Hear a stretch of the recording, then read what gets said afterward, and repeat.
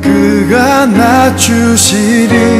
우리가 낮아지면 그가 높이시리. 하나님이 원하시는 세상으로 오늘 요한복음에도 보게 되어지면 서두에서 빛에 대하여서 이야기를 하고 있습니다. 그래서 빛에 대하여서 먼저 말씀을 시작하고 있습니다. 이 빛을 보고 이 빛이 우리에게 비춰진 사람은 은혜를 받은 자입니다. 그리고 이 빛이 우리에게 임했는데 깨닫지 못하는 자는 하나님의 저주를 받은 자입니다. 성경은 빛된 자와 저주를 받은 자가 이미 갈리어져 나가고 있습니다. 요새 성경대학을 너무 많이 해서 제 본전이 다 나가갖고는 더 이상 할 얘기가 별로 없습니다. 12절을 보게 되시면 영접하는 자, 곧 그 이름을 믿는 자들에게는 하나님의 자녀가 되는 권세를 주셨으니 라고 되어 있습니다. 그래서 하나님의 자녀가 되는 권세, 그것은 그의 빛을 받은 자, 그의 빛을 깨달은 자, 그의 빛으로 나아가게 되어진 자를 영접하는 자라고 말씀하고 있습니다. 그런데 13절에 보면 이는 혈통으로나 육적으로나 사람의 뜻으로 나지 아니하고 오직 하나님께로서 난 자들이라 라고 정확하게 말씀을 하고 있습니다. 그러니까 하나님께로부터 난 자들, 그들이 영접하는 자가 되어지고 하나님께로부터 난 자들로 인하여 하나님의 백성들이 되어진다. 그래서 빛이 임하였는데 그 빛을 받아들일 수 있는 자는 극히 제한적입니다. 하나님 빛을 받아들일 수 있도록 하게 작정되어진 자들에게만 주어진 하나님의 은혜입니다. 그래서 이 빛을 받아들이고 영접함으로 은혜 받은 자가 되는 것은 하나님께로부터 난 자. 그러니까 이건 혈통으로나 육적으로나 안 된다라는 이야기입니다. 사실 이 부분을 오해하기도 하고 정확히 이해하지 못하고 넘어가는 경우가 참 많습니다. 영접하는 자, 곧 그 이름을 믿는 자라는 의미를 우리가 생각할 때 영접의 포인트는 나이다라고 생각합니다. 영접하십시오. 영접하면 됩니다. 자기 행위의 포인트가 있다라고 생각이 됩니다. 그러나 영접과 믿음의 주체가 13절에 오직 하나님께로부터 난 자. 이거 하도 얘기를 하니까 오늘 또 김광수 집사님 기도하시는 거 전부 그 얘기 아닙니까? 성경에는 이야기합니다. 믿음의 주요 온전케 하시는 인 예수를 바라보자라고 기록하고 있습니다. 그 말씀에도 믿음의 주인이 예수님이십니다. 믿음의 주인이 예수님이시고 그 예수님이 주인이시기 때문에 그 예수를 바라봐야 된다라고 기록하고 있습니다. 여전히 우리는 예수님을 내가 믿을 수 있다라고 생각합니다. 그리고 내가 전도해서 내가 끌어다 앉혀서 내가 복음을 듣게 해서 그래서 구원을 주었다라고 말합니다. 그러나 사실은 아무도 자기가 노력을 해도 믿을 수가 없습니다. 목숨을 주는 헌신을 해도 믿음이 생겨나는 통로는 자기 헌신에서 비롯되는 것이 아니라 믿음의 주체가 오직 하나님이시다라는 것입니다.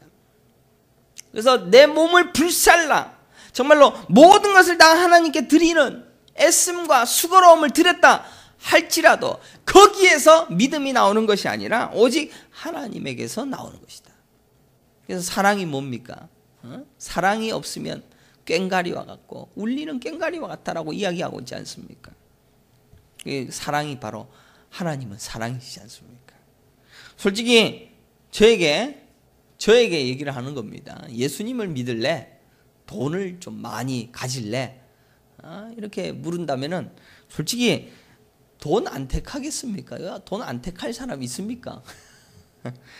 저에게 선택권이 주어졌다면 예수님을 안 믿었을 겁니다.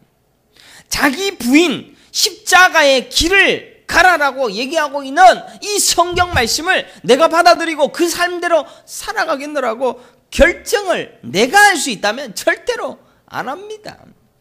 제 자신을 믿는 편이는 않습니다. 그러나 아십니까? 이 믿음의 선택이 내가 한 것이 아니라 내 안에 계신 하나님이 전적으로 이루셨기에 제가 이 길을 걸어갈 뿐입니다.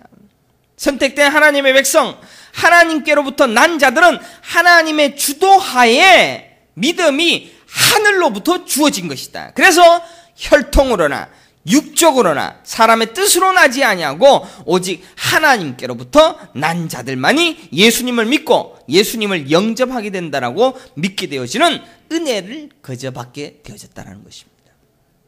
그래서 아브라함의 자손이, 그래서 예수님께서 얘기하지 않습니까? 이 돌들로도 아브라함의 자손 만들 수 있다. 성경에는 물론 오해할 만한 구절들이 여전히 많습니다. 사도행전 16장 30절에 보면 그들을 데리고 나가 이르되 선생들이여 내가 어떻게 하여야 구원을 받으리까 하거늘 기록하고 있습니다. 자, 어떻게 하여야 구원을 받을 수 있습니까? 뭘 해야 합니까? 라고 질문하는 간수, 옥문을 다스리고 있는 간수가 이야기하고 있습니다. 그 장면 한번 가보십시다. 바울과 실라가 감옥에 갇혀 있습니다. 감옥에 갇혀 있는데 옥토가 흔들립니다. 그리고 지진이 일어납니다. 죄수들이 다 도망갔다라고 생각이 되어집니다. 그때 간수가 잠을 자다가 깨어서 죄수들이 다 도망간 줄 알고 자살을 하려고 합니다. 그때 바울이 죽지 마! 라고 이야기를 하고 우리가 여기 있다라고 말하게 되어집니다. 그때 간수가 바울과 실라 앞에 엎드려서 이렇게 이야기합니다. 어떻게 하여야 구원을 받으리까? 분명히 구원을 받고자 하는 간수의 의도가 있습니다. 그러니까 간수는 이 구원이라는 의미가 하나님께로부터의 구원일 수도 있겠지만 지금 도망갔습니다. 옥토가 다 무너져서 문이 다 열렸습니다. 그러니까 죄수들이 다 도망갔으니까 이거 나는 죽을 수밖에 없는데 나의 이 삶을 어떻게 하면 보존할 수 있겠습니까? 라는 그런 질문입니다. 나의 인생을 어떻게 구원받을 수가 있겠습니까? 절망과 절대절명의 위기 속에 빠져있는 그가 구한 것은 구원이었습니다. 그래서 이 구원을 이루기 위하여 스스로 무엇을 해야 합니까? 라고 이야기하고 있는 이것을 통하여서 우리는 구원을 어떻게 해야 합니까? 라는 질문을 통하여 그대로 행하면 구원을 얻을 수 있는 것이다 라는 그러한 뉘앙스가 본문 가운데 나타나고 있습니다. 칼빈의 5대 강령이 있습니다. 인간의 전적인 타락이 첫 번째입니다. 두 번째는 무조건적인 선택입니다. 세 번째는 제한적 속죄입니다. 그리고 네 번째는 불가항력적 은혜입니다. 그리고 우리를 이끌어 가신다라는 견인이 다섯 번째입니다. 그러니까 인간의 전적인 타락과 무조건적인 하나님의 선택과 제한적인 속죄와 불가항력적 은혜와 견인, 이게 칼빈의 5대 강령 아닙니까? 이것을 모르면 믿으면 다 되는구나. 어중이 떠중이 다 믿으라고 강요하고 복음을 증거해서 모든 사람들로 세례 주고 그러면 다 구원을 얻겠구나. 그래서 보편 구원론을 지지할 수도 있을 것입니다. 그래서 무조건 데리고 앉혀놓고 교회가 커지면 되는구나. 전부 사업차 들르고 밥 얻어먹을까 들르고 모임 무리들이 많다라고 교회가 되어진다 라고 말할 수가 없다라는 것이죠. 지금 간수에게 하나님께서는 예수님을 믿게 하시기 위하여서 어떤 일을 하셨는가라는 것을 그 본문 가운데 살펴봐야 됩니다. 하나님께서 그 간수들이 있는, 그 간수가 있는 바로 그 시간에 하나님께서는 옥토를 흔들었습니다. 지진이 났습니다. 예수님을 전혀 믿을 기회가 한 번도 없을 것 같은 그 간수에게 하나님이 일을 시작하십니다. 그때 그날 그가 근무하는 그 시간에 마침 그날 예수님을 받아들일 수밖에 없도록 하나님은 바울과 실라가 감옥에 갇히게 합니다. 게다가 그 감옥에 갇힐 바울과 실라는 옷을 벗겨서 매로 치게 하시고 감옥에 수감되게 하시는 일까지 하나님이 하십니다. 그리고 그날 근무를 하게 되어진 간수가 마침 지진이 나서 감옥문이 열려서 다 도망갔을 거라는 절망감에 빠져서 어떻게 하여야 구원을 얻으리까 자살하려고 하는 그 순간까지 밀어 넣으셨던 하나님의 섭리, 하나님의 작정, 역사하심이 그것 가운데 나왔다 합니다. 간수는 자결나기로 작정한 바로 그때, 죽는 것 외에는 해결 방법이 전혀 없는 바로 그때에 예수님을 믿지 않으면 안 되게 전혀 다른 방법이 없고 선택의 여지가 없도록 몰아가셔서 그를 하나님의 백성으로 만들어 가시더라는 것입니다. 그래서 사도행전 16장 32절에 주의 말씀을 그 사람과 그 집에 있는 모든 사람에게 전하게 하며, 33절에 그 밤 그 시각에 간수가 그들을 데려다가 그 맞은 자리를 씻어주고 자기와 그 온 가족이 다 세례를 받은 후 그들을 데리고 자기 집에 올라가서 음식을 차려주고 그와 온 집안이 하나님을 믿음으로 크게 기뻐하니라 라고 기록하고 있습니다. 그 집안의 구원을 이루어 가기 위하여서 누가 일하고 있습니까?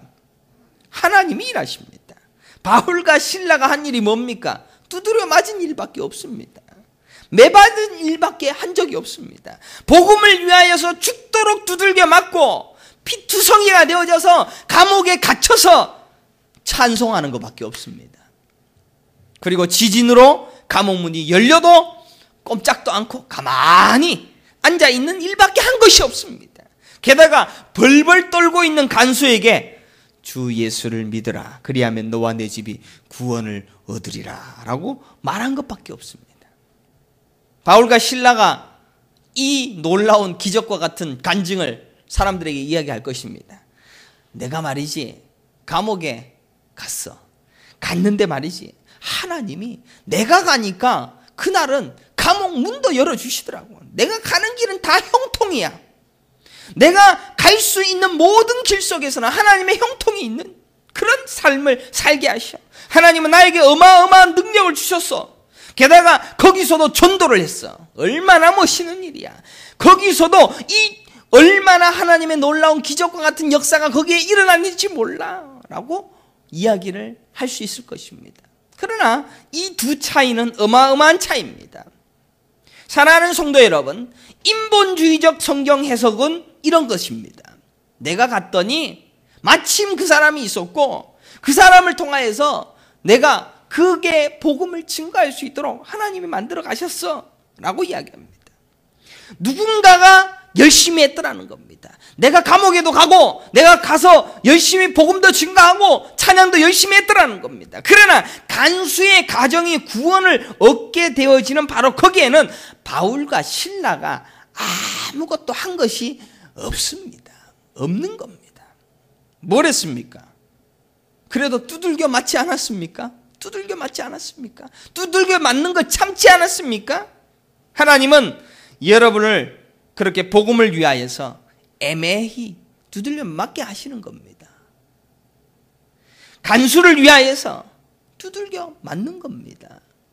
마치 우리 교회 성도님 중에 우리 S 성도님을 위하여서 과테말라에서 저를 그냥 불러 제껴서 여기까지 끌고 오셨다는 것을 믿으시기를 간절히 축원합니다. 그날 감옥에 들어가야 했기 때문에 그날 두들겨 맞고 피 흘린 상태로 누워 있기만 한 것밖에 아무것도 없습니다. 감옥에 간수가 지키고 있을 때 지진이 일어나 열리고 혼비백산 두려워 떨 때에 선택의 여지가 예수밖에 없도록 만드시는 일을 하나님이 하셨다는 것입니다. 그럼 누가 전도했습니까? 누가 전도했습니까? 누가 구인했습니까? 전부 하나님이 하셨습니다. 바울이 한 게 뭐가 있습니까? 얻어맞고 감옥에 들어간 게 밖에 없습니다. 그래서 성도의 삶은 그런 고난의 삶과 박해의 삶이 하나님의 섭리 속에서 준비되었을 뿐임을 깨달을 수밖에 없으며, 그런 삶을 통하여서 나를 통하여 하나님의 백성들을 이끌어 가시는 하나님의 섭리와 작정만 보시면서 나는 그 모든 삶에서 감사와 기쁨과 헌신의 삶으로 충실히 살아낼 뿐입니다. 간수의 구원은 하나님이 독단적으로 이루어가고 있을 뿐입니다. 그 일을 위하여 사용받고 있음을 감사함으로 섬길 수밖에 없습니다. 오늘 본문 다시 한번 보십시다. 요한복음 1장 14절입니다. 말씀이 육신이 되십니다. 그리고 그 육신이 우리 가운데 거하십니다. 그 일이 다 끝난 후에 우리가 그의 영광을 보게 되어집니다. 무슨 영광 본다고요? 그의 영광을 본.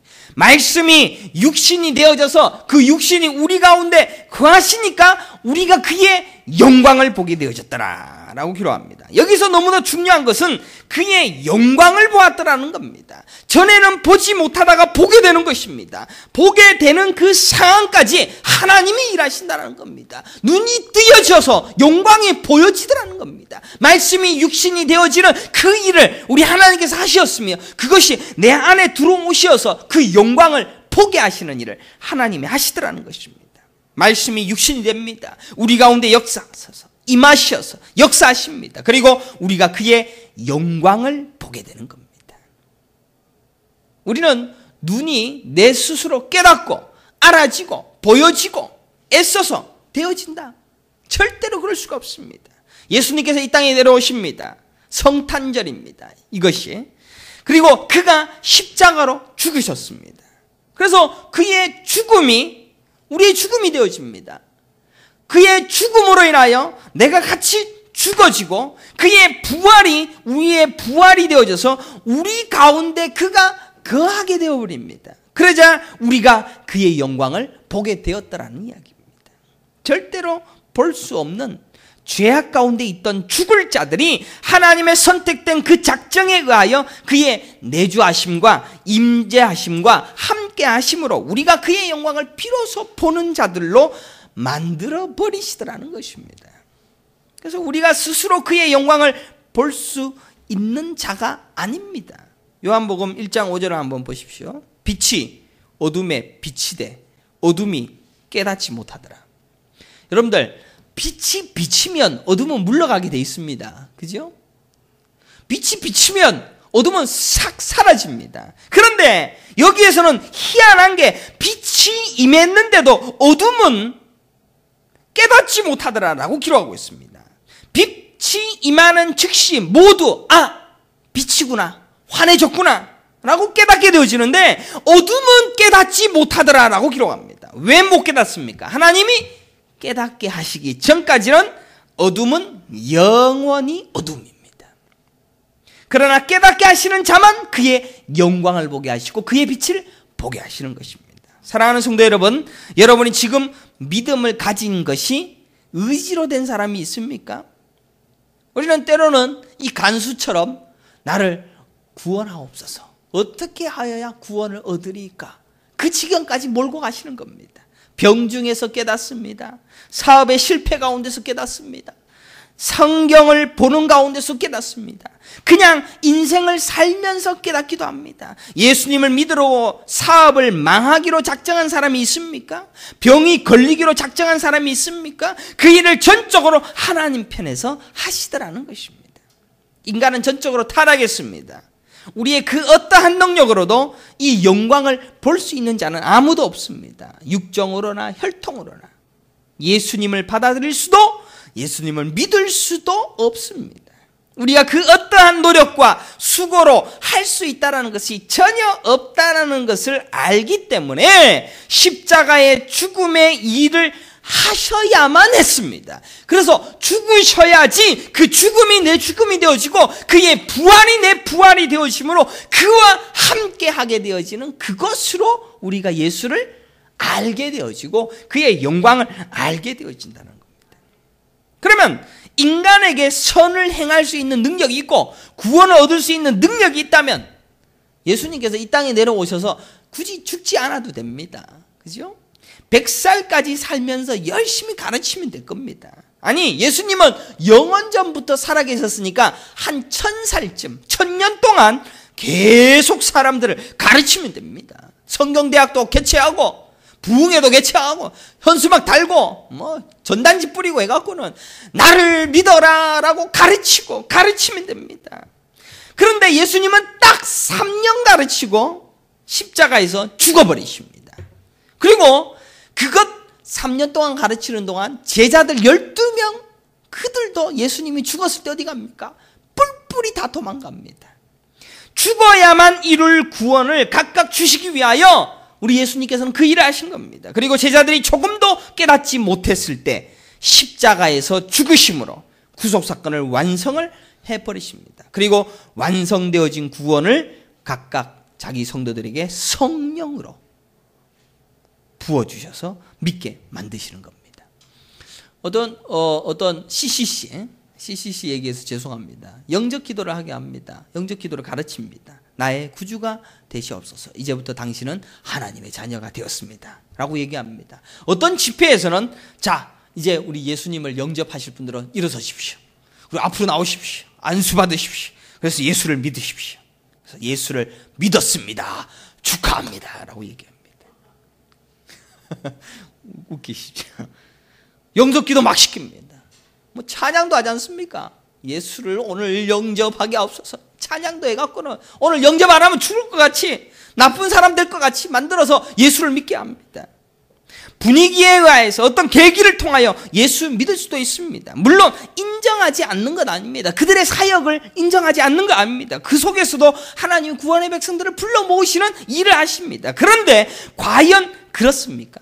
백날 그렇게 영접 기도를 해서 예수 믿을 것 같으면 솔직히 어디를 가서 다 고개 숙이고, 정말 안 그렇습니까? 부산역에 가서 그냥 무조건 다 고개 숙이고 예수 믿어! 아니 총 들고 가갖고 그 정도 될 것 같으면 총 들고 예수 믿을래 안 믿을래? 그래 믿어!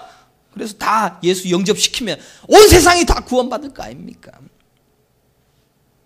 그 기도 백날에도 예수 못 믿습니다. 하나님이 하셔야 믿는 겁니다. 예수님께서 직접 이 땅에서 복음을 가르치는데 이해하는 사람은 단 한 사람도 없었습니다. 직접 내려오셔서 복음은 이런 거야 기적을 보이면서 가르치셨는데도 아무도 못 알아듣습니다. 타락했기 때문입니다. 지금 목사가 설교했던 세월들 동안 못 알아듣는 사람은 못 알아듣습니다. 하나님이 하시지 않으면 절대로 알아듣지 못한다는 이야기입니다. 제가 하나님의 말씀을 아무리 열심히 증거하고 목이 터져라 설교를 해도 못 알아듣는 사람은 못 알아듣습니다. 그것은 신비입니다. 기적입니다. 하나님 편에서 하실 일입니다. 그런데 제가 왜 설교합니까? 하나님이 다 하실 건데. 성경대학은 왜 합니까? 성경 공부를 왜 시킵니까? 하나님이 다 하실 건데. 바울처럼 오늘도 그 간수의 가정을 살리려고 복음을 전하다가 감옥에서 갇혀서 매맞고 무시당하는 그 일을 통하여서 하나님이 일하시기 때문에 저는 제가 심장이 뛰는 이유도 그를 위하여 뛰는 겁니다. 내가 움직이는 것조차도 그를 위하여 움직이는 겁니다. 열심히 살아가는 모든 이유도 그가 일하시기 때문에 나를 쓰임받기 위하여 그냥 사용받는 겁니다. 단 한 번의 쉼 없이 그 일을 할 뿐입니다. 그래서 여러분의 직장에서 일하는 거, 여러분의 사업터에서 일하는 거, 부부관계를 통하여서 여러분의 관계 속에서 사랑과 복종의 관계가 나타나는 그 모든 일들도 전부 다 그의 영광을 위하여서, 그의 일을 위하여 쓰임받고 있는 겁니다. 사랑하는 성도 여러분, 복음은 우리가 열심히 전도한다라고 되는 것이 아닙니다. 아무것도 안 해도 하나님이 다 하실 것입니다. 하지만 하나님이 그 일을 위하여서 일하고 있음을 깨닫고 그 일의 조력자가 되길 위하여 날마다 깨어서 기도함으로 그 일에 동참하기를 갈망함으로 그 영광을 보는 마음으로 살아가시기를 간절히 축원합니다. 복음은 싸구려가 아닙니다. 복음을 믿어주세요. 믿어주시기를 바랍니다. 구걸하는 거 아닙니다. 천국 복음을 미리 완성하셨습니다. 천지 창조하시기 전에, 창세 전에 이미 완벽한 구원의 방법을 완성하셨습니다. 그리고 그 일을 위하여서 예수 그리스도를 이 땅에 2000년 전이란 역사 속에 집어넣으신 겁니다. 그래서 그 예수 그리스도를 통하여 성령 세례가 우리에게 임하여지게 하시고 확실한 구원을 누리도록 만들어버리시는 일을 실현하신 것이 2000년 전 예수 그리스도가 이 땅에 오신 그 일이었습니다. 구원을 얻게 하시는 그 일을 창세전에 미리 알고 그의 선택된 백성에게 제한적으로 구속하시는 그 일을 완성하셨다는 이야기입니다. 에베소서 1장 4절에도 보면 곧 창세전에 그리스도 안에서 우리를 택하사 우리로 사랑 아래서 그 앞에 거룩하고 흠이 없게 하시려고 그 기쁘신 뜻대로 우리를 예정하사 예수 그리스도로 말미암아 자기의 아들들이 되게 하셨으니, 이것이 우리가 진짜 알아야 될 성탄절의 진정한 기쁜 소식이라는 것입니다. 예수님께서 이 땅에 내려오셔서 십자가로 완성하신 것은 세상에는 구원이 완성이 되었습니다. 완전한 세상의 끝을 미리 정해버리셨습니다. 그래서 심판이 이미 끝이 난 거나 다름없습니다. 심판 끝이 났습니다. 그럼 우리는 지금 죽으면 천국과 지옥을 갈리는 겁니다. 아니, 갈라져 있습니다. 완료되어진 묵시는 이미 끝이 나 있는 상태입니다. 사랑하는 성도 여러분, 우리의 본래 상태가 뭔지 압니까? 오늘 새벽 예배도 얘기를 했지만 우리의 본래 상태는 오늘 기도에도 얘기했지만 죽은 시체입니다. 썩어 문드러져서 뼈가 각각 떨어져 나가 있는 죽은 상태. 도무지 그 뼈가 스스로 맞추어서 그것이 군대가 되어질 수 있는 가능성은 0%인 상태가 바로 우리의 상태입니다. 만약 우리 예수님이 여기 와서 설교를 합니다. 목사가 설교를 한다고 얘기를 들어보십시다. 회개하십시오. 여러분은 구원을 얻어야 됩니다. 여러분은 천국 가야 합니다. 목이 터져라고 설교를 합니다.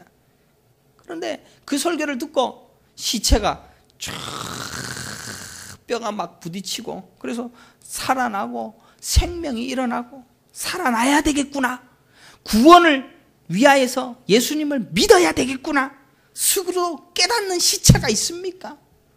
아무도 없습니다. 시체는 그냥 시체일 뿐입니다. 이 세상의 모든 인간들은 전부 다 썩어 문드러진 시체뿐입니다. 구원의 첫 번째 과정은 이 시체를 하나님이 살리십니다. 그리고 그에게 너는 내 백성이야 선포하시고 성령을 부어주심으로 구원의 백성으로 삼아주십니다. 그리고 구원의 백성을 삶을 살도록 명령하시는 겁니다. 그래서 여러분의 삶의 현장은 전부 전도를 위하여 헌신되어진 삶입니다. 그래서 나를 이 일을 위하여 사용하게 바울과 실라처럼 감옥에 가서 애매히 매를 맞는 그 일을 하는 것이 지금 하나님의 일을 위하여 사용함 받고 있다는 것입니다.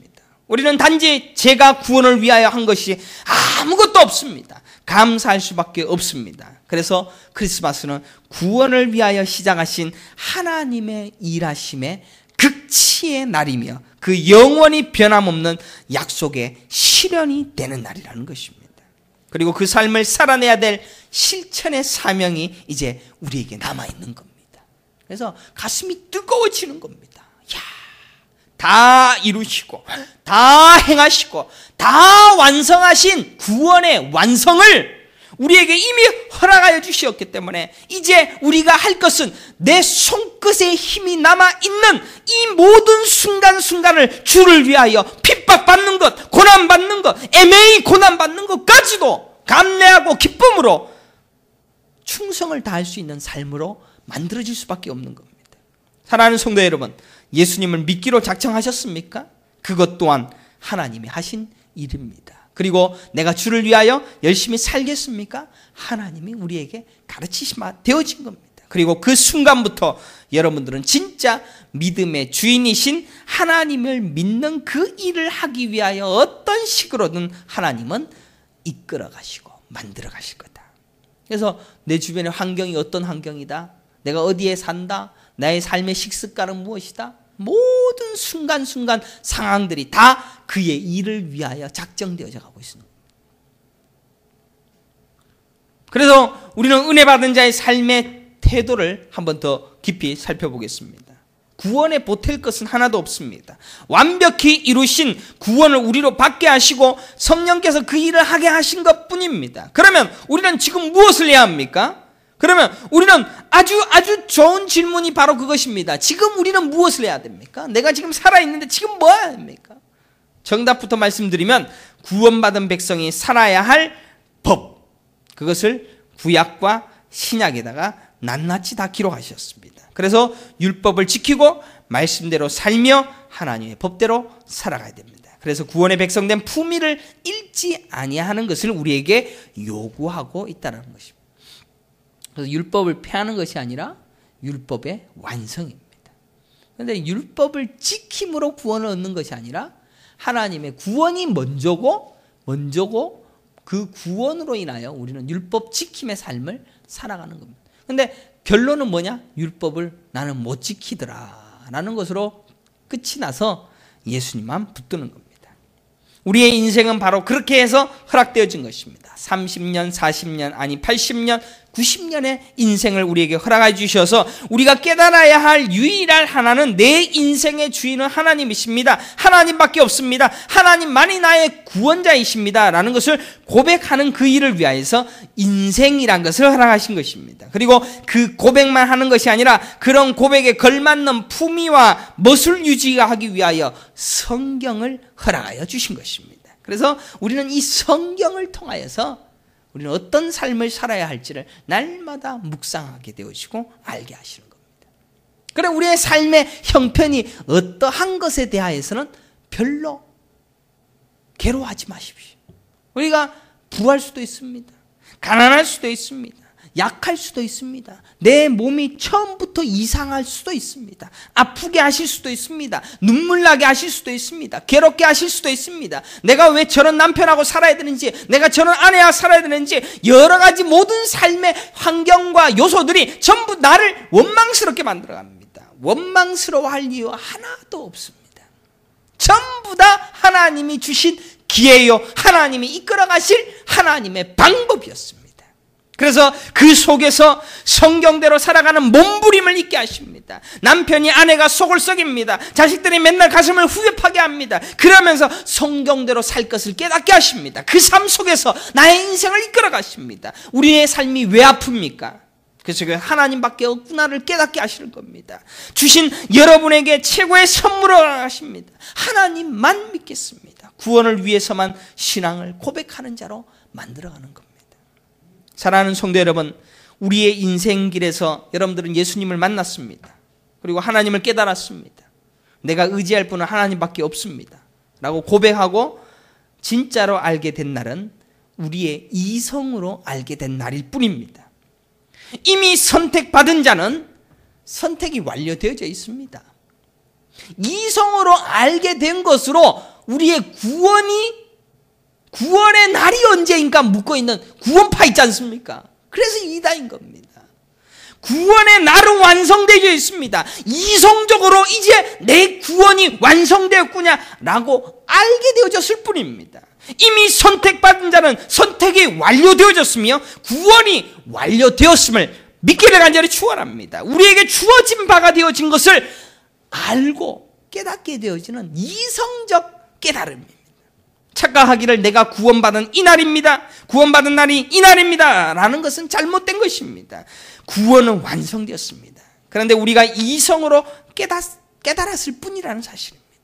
그래서 그 이상으로 깨닫는 것은 성령께서 가르치시고 그 일을 위하여서 우리가 무엇을 어떻게 살아야 될지 성경을 통하여서 자꾸 가르치시고 있다는 것입니다.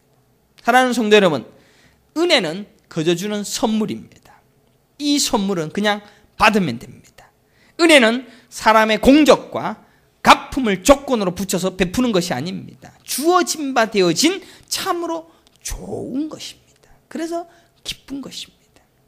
그래서 은혜 받은 자의 품위, 은혜 받은 자의 격, 그것을 우리의 삶 가운데서 만들어가는 겁니다.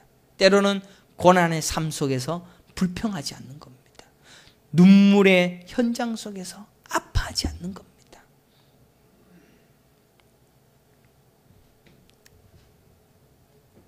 우리에게는 지금 이 전쟁이 시작되어졌습니다. 구원의 백성들을 불러 모으신 완료되어진 묵시 속에서 여러분들은 그 구원의 여정 속에 살아가는, 구원을 완성해가는 그 삶을 허락받았습니다. 성경은 그것을 고난이라고 말합니다. 우리의 인생은 결코 호락호락하지 않습니다. 그리고 그 세월을 살아내라고, 그 세월을 열심히 만들어가라고 심장은 멈추지 않고 뛰고 있습니다.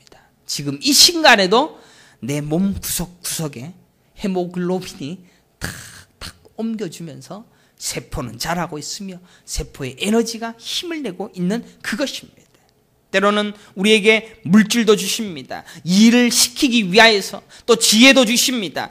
성적이 좋아서 좋은 대학에 가게 하실 수도 있습니다. 성적이 모자라서 애매한 대학에 가실 수도 있을 것입니다. 그런 모든 삶의 형편들을 통하여서 하나님은 자기 일을 이루어 가십니다. 사랑하는 성도 여러분, 이제 우리에게는 아이가 태어난 바로 그 순간부터 인생의 시작을 허락하심으로 죽는 그 순간까지 이 땅에서 잠깐 있을 것입니다. 그 첫 번째로 심장이 뛴 그 순간부터 마침내 심장이 끝이 나는 그 순간까지 우리는 은혜 받은 자의 삶을 풍성히 이 땅에서 드러내고 먹과 품위를 나타내는 자의 삶을 충실히 살아가는 자로서 여러분에게 인생을 주셨다는 사실을 깨닫기를 간절히 축원합니다. 그러기에 이 성탄절에는 그가 말씀이 육신이 되어 오셨던 그 2000년 전의 그 역사가 내게 은혜 주시기 위하여서 주신 날이구나라는 것으로 기뻐하는 그 날로 삼고 그 기쁨으로